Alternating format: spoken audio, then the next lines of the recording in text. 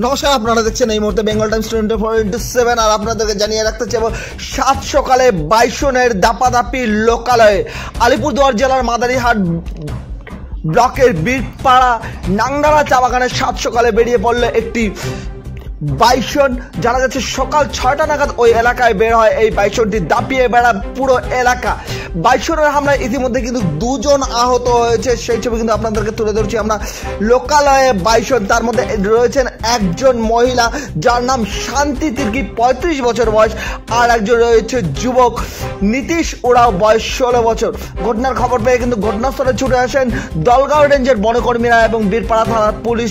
তবে এখনো পর্যন্ত বাইসনটি কিন্তু চা বাগানে অর্থাৎ লোকালয়ে রয়েছে, সেই ছবি কিন্তু আপনাদেরকে তুলে ধরছি আমরা বেঙ্গল টাইমস 24/7 এর মধ্যে। আপনাদেরকে আবারও জানিয়ে রাখতে চাইব লোকালয়ে বাইসনের দাপাদাপি, সেই ছবি কিন্তু এই মুহূর্তে আপনারা দেখছেন বেঙ্গল টাইমস 24/7 এর পর্দায়। চা বাগানে বেরিয়ে পড়লো সকাল সকাল বাইসন, যার আঘাতে আহত হয়েছেন এখনো অবধি দুজন, তার মধ্যে একজন মহিলা একজন যুবক।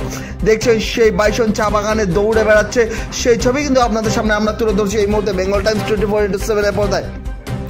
ঘটনাস্থলে ছুটে আসেন দলগাঁও রেঞ্জের বনকর্মীরা এবং বীরপাড়া থানার পুলিশ কর্মীরা, তারা কিন্তু ঘটনাস্থলে রয়েছে, সেই ছবি কিন্তু আপনাদেরকে তুলে ধরছি। নাংনালা চা বাগানের ছবি এটা। লোকালয়ে বাইসন দেখছেন, বাইসন বেরিয়ে পড়েছে লোকালয়ে, সকাল 6টা নাগাদ বেরিয়ে পড়ে।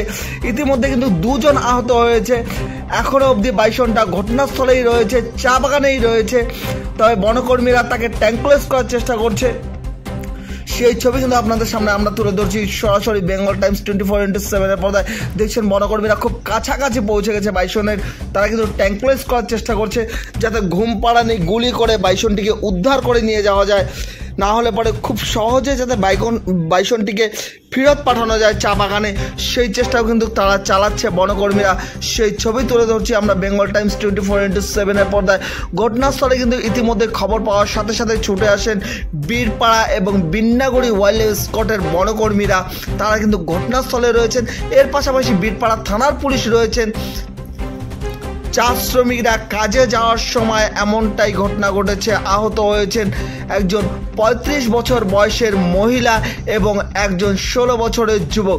যুবকের নাম নীতিশ ওরাও এবং মহিলার নাম শান্তি তির্কি, সেই ছবি কিন্তু এই মুহূর্তে আপনাদের সামনে আমরা তুলে ধরছি বেঙ্গল টাইমস 24/7 এর পর্দা। আপনাদেরকে আবারও জানিয়ে রাখতে চাইব লোকালয়ে বাইসনের আঘাতে আহত হয়েছেন দুজন, সেই ছবি কিন্তু আপনাদেরকে দেখাচ্ছি। এই নাংনালা চা বাগানে কিন্তু সকাল সকাল বাইসনটি বেরিয়ে পড়ে।